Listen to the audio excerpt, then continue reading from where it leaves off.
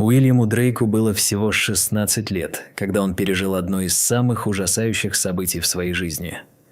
Молодой студент, живший в одном из беднейших районов города Детройт, штат Огайо, доказал всем, что смирение и храбрость одного человека могут полностью изменить жизни людей и, в свою очередь, изменить ход истории и то, как другие понимают мир и как он устроен.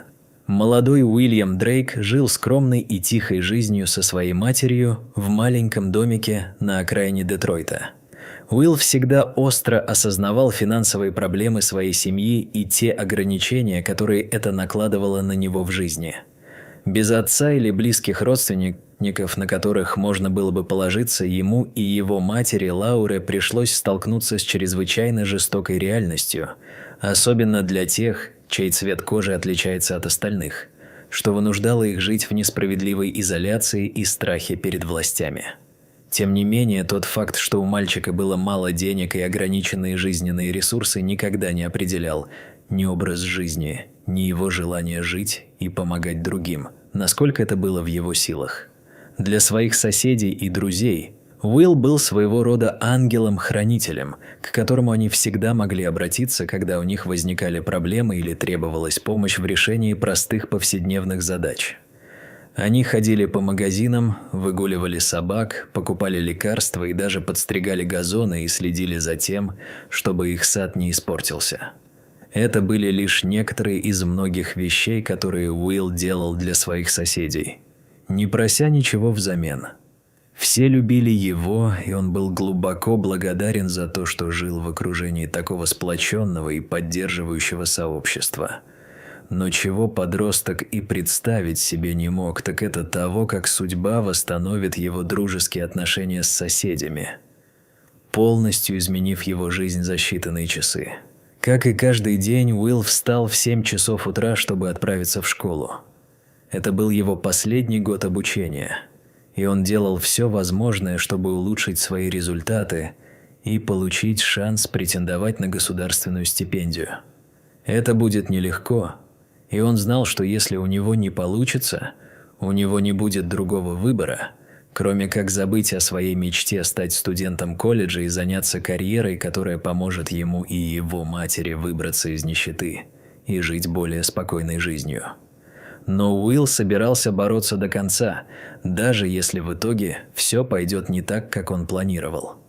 Его мать уже ушла на работу, первую из своих 2-дневных смен, так что Уилл съел свою тарелку хлопьев с молоком на завтрак в полной тишине, просматривая свои конспекты по математике.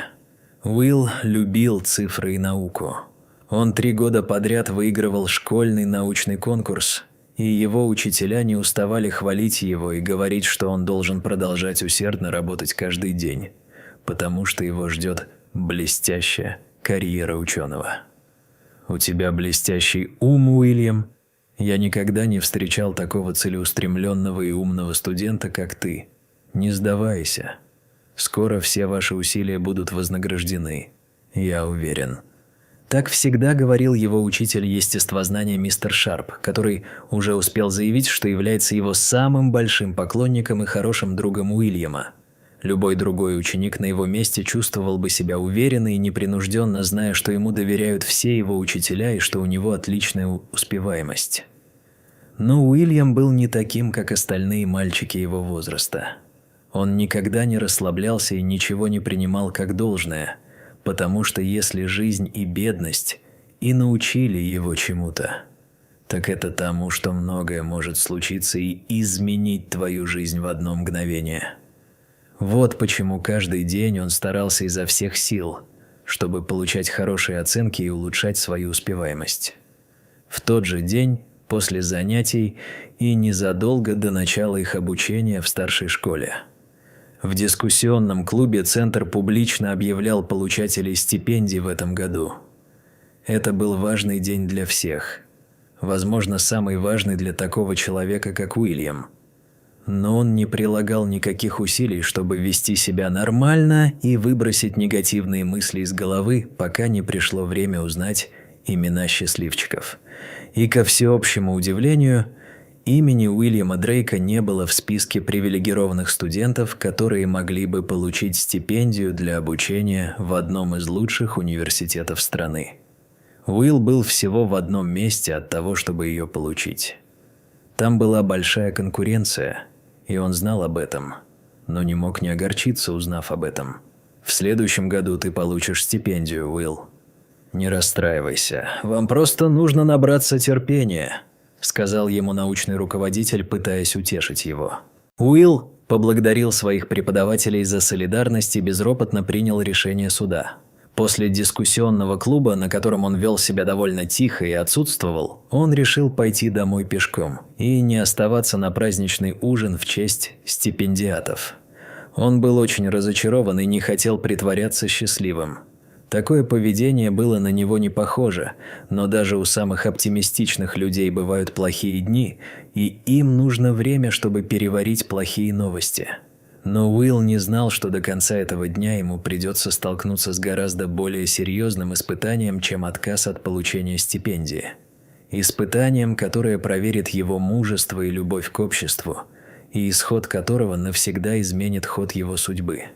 Обычно Уилл возвращался домой на школьном автобусе, но в тот день ему нужно было побыть наедине со своими мыслями, и он долго шел пешком, пока не добрался до своего района на окраине города. И слава богу, что он это сделал. Солнце уже начинало садиться, когда Уилл свернул за угол своей улицы. Был и июнь, и лето в округе уже вступало в свои права. Сады его соседей были полны цветов, которые издавали смесь запахов, заставлявших его чувствовать себя хорошо и на мгновение забывать о плохих новостях, которые он только что получил. «Теперь это твой дом. Здесь ты в безопасности. Все будет хорошо. Дышать», – подумал Уилл, закрывая глаза и вдыхая цветочный аромат, наполнявший проспект. Его дом находился в конце улицы. Это было последнее из длинного ряда небольших зданий с фасадом, выкрашенным в один цвет, и небольшими, но очень ухоженными садами.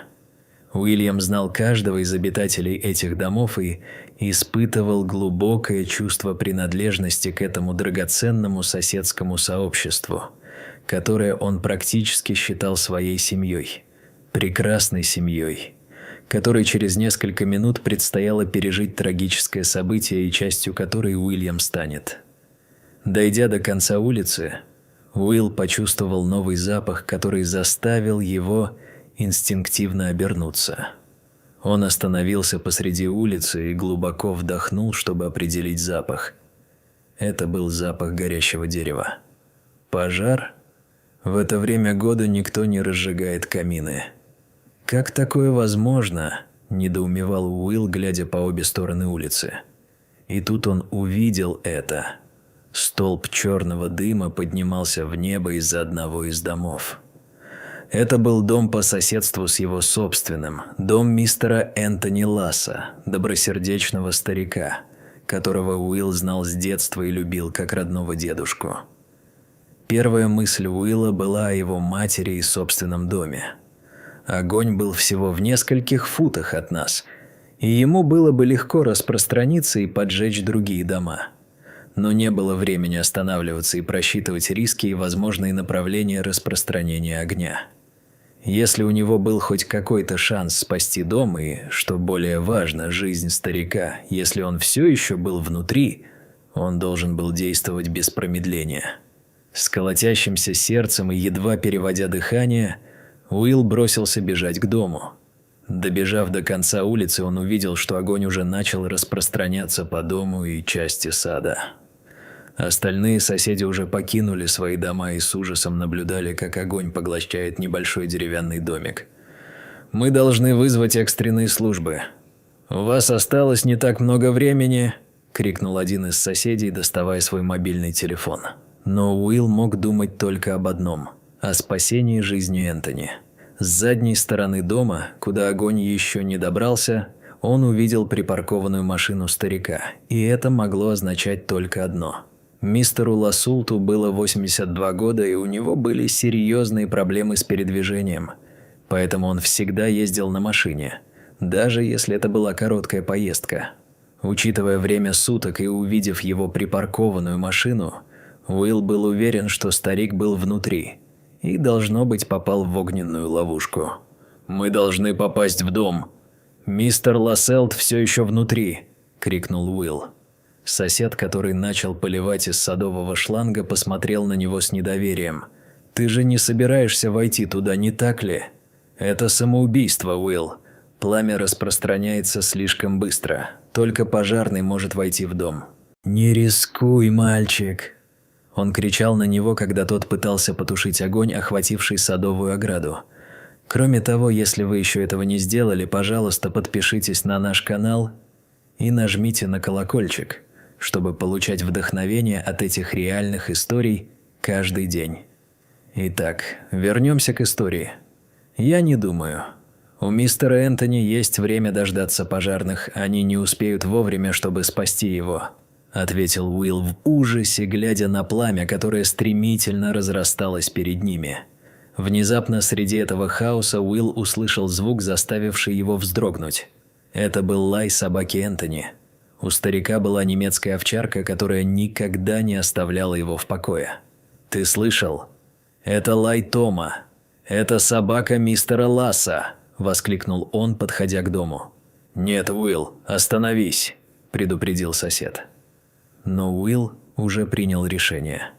Ему даже не нужно было думать об этом. Он точно знал, что должен был сделать, и не задумывался о риске, на который шел, заходя в тот горящий дом. Мать Уилла только что вернулась домой с работы и бросилась туда, где они были. Но она ничего не могла сделать, чтобы остановить своего сына. Сын. «Уильям! Нет! Сынок, вернись!» В отчаянии закричала миссис Дрейк, стоя перед пламенем. Но мальчик уже не слышал ее. Он только что прошел через парадную дверь, а уже оказался в хаосе мебели, дыма и поднимающегося пламени, которые окружали все вокруг. Уилл двинулся вперед, прикрывая рот рубашкой и оглядываясь по сторонам в поисках мистера Лассалд и его собака. Он побежал в гостиную, но не нашел их. Он также смог попасть на кухню, где оставил открытым окно, через которое позже планировал сбежать в сад. На втором этаже дома от старика не осталось и следа, но сквозь пламя снова послышался лай его собаки. Уилл сосредоточился, пытаясь угадать, откуда доносился звук. Это было очень трудно, потому что кислорода оставалось все меньше и меньше, дышать было трудно, и он почти ничего не видел. Но в конце концов он пришел к выводу, что собака и старик могли находиться только в одном месте в доме, на верхнем этаже. Он, вероятно, забрался туда, чтобы укрыться от огня.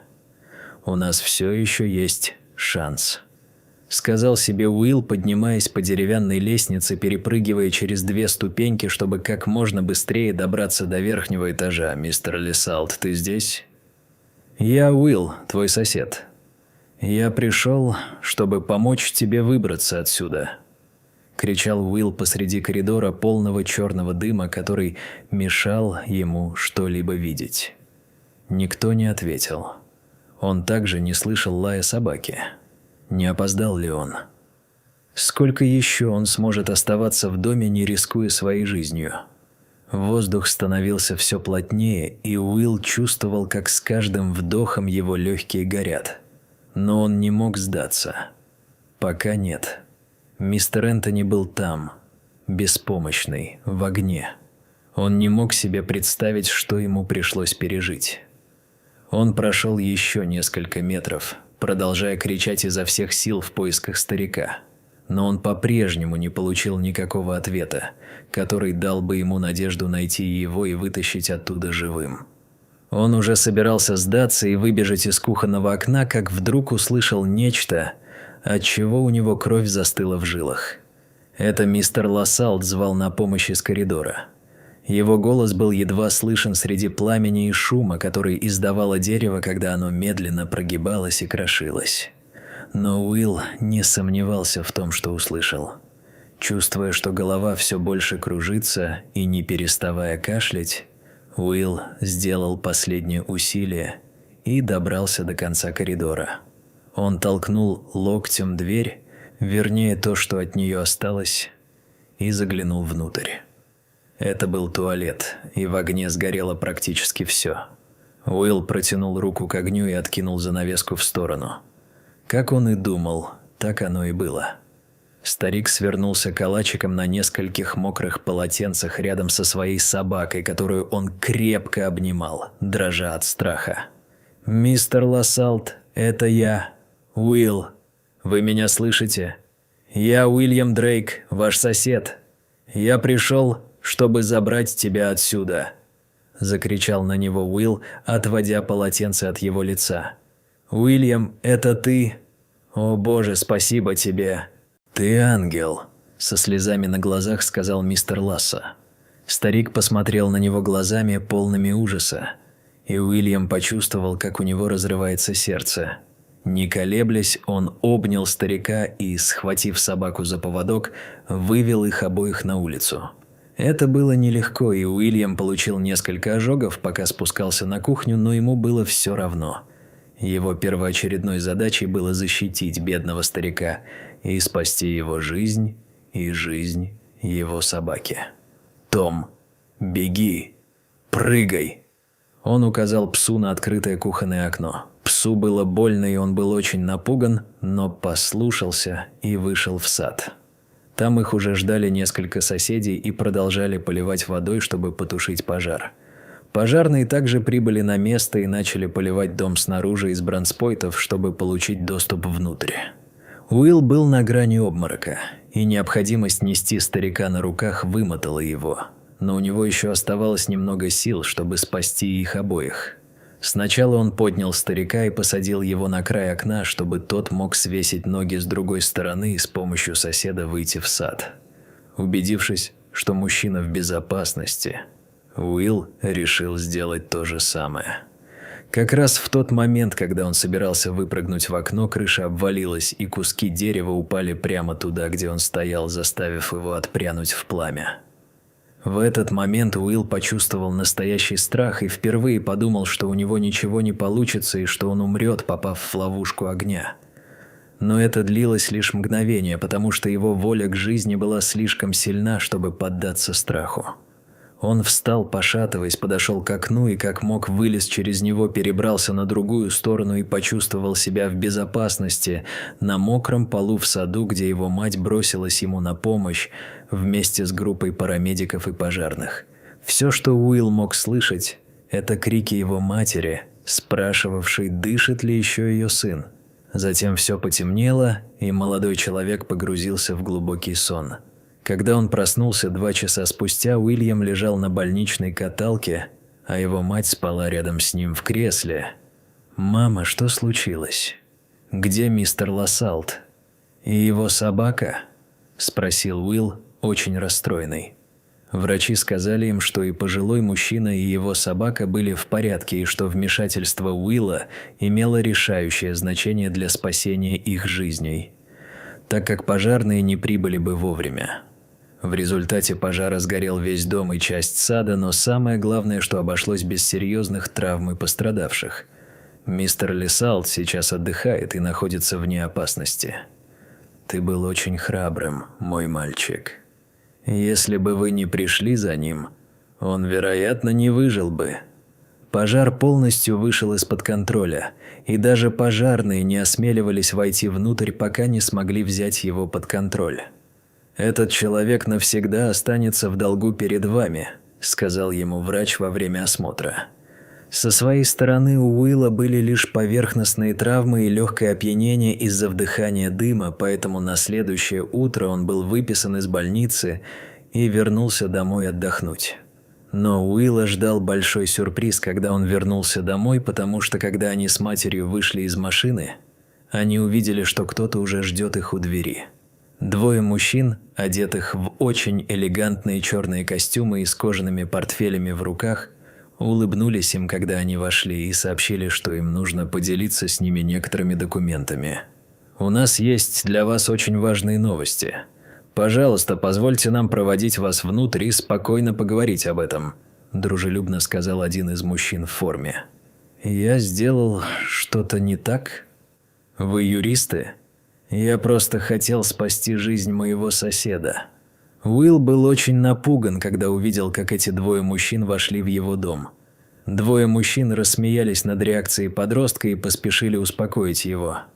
«Мы здесь не для того, чтобы наказать тебя, Уилл, а чтобы принести тебе подарок. Вам нечего бояться», – сказал один из мужчин. «Подарок? От кого?» – спросил Уилл с широко раскрытыми глазами. «Мы адвокаты мистера Энтони Ласса, и мы здесь, чтобы сообщить вам последние новости о его завещании. Мы считаем важным, чтобы вы прочитали это и подписали документы как можно скорее», – сказал ему адвокат, подавая документ. Уилл и его мать молча прочитали документ. В течение нескольких минут никто не произносил ни слова. Когда Уильям закончил читать, он посмотрел на свою мать, ожидая ответа. Но на лице ее сына было все то же изумление. Что это? Это что? Какая-то шутка? Что означает этот документ? Спросила миссис Дрейк, очень взволнованная. Адвокат улыбнулся и спокойным голосом заверил ее. «Никто не пытается высмеять вас или вашего сына. Все в этом документе соответствует действительности, и как только вы его подпишете, он немедленно вступит в силу», – сказал он. Уильям потерял дар речи. Если то, что говорилось в этом документе, было правдой, и эти люди действительно были адвокатами его соседа, человека, которого он спас из огня несколько часов назад, его жизнь должна была измениться навсегда. Но это завещание, и оно имеет силу только после смерти человека. Это означает, что... Подождите минуту. Что случилось с мистером Лассалтом? Он умер? «Доктор сказал мне, что он поправится», – крикнул Уильям. «Эй, не волнуйтесь, с мистером Энтони все в полном порядке, и это он сам составил это письмо и отправил меня к вам домой, чтобы уведомить вас об этом. Завещания также могут передаваться по наследству при жизни, если владелец этого пожелает. Итак, все ответы на ваши вопросы одинаковы. Да, Уильям, мистер Лассалт передал тебе часть своего состояния, чтобы тебе больше никогда не пришлось беспокоиться о деньгах и учебе. Ты сможешь учиться там, где захочешь, и жить в доме побольше. Это его способ отблагодарить вас за то, что вы сделали для него вчера», – спокойно объяснил адвокат. Уильяму потребовалось несколько минут, чтобы переварить услышанное, но затем он улыбнулся и ощутил внутри себя счастье, которого не испытывал уже долгое время. Мальчик без колебаний подписал документ и крепко обнял свою мать. «Ты слышала это, мама? Тебе больше никогда не придется работать в таких местах, никогда не придется выходить из дома на целый день. Я обо всем позабочусь. Я буду учиться и обеспечу тебе хорошую жизнь, которую ты всегда заслуживала», – сказал Уильям, очень взволнованный. Тот день стал началом новой жизни для Уильяма Дрейка и его матери. Жизни, свободной от забот, в которой Уилл мог начать учиться в университете, а его мать перестала работать по 10 часов в день. Но прежде всего, свободная и счастливая жизнь, которая напоминает нам о том, что добрые дела всегда вознаграждаются и что мы никогда не должны терять надежду.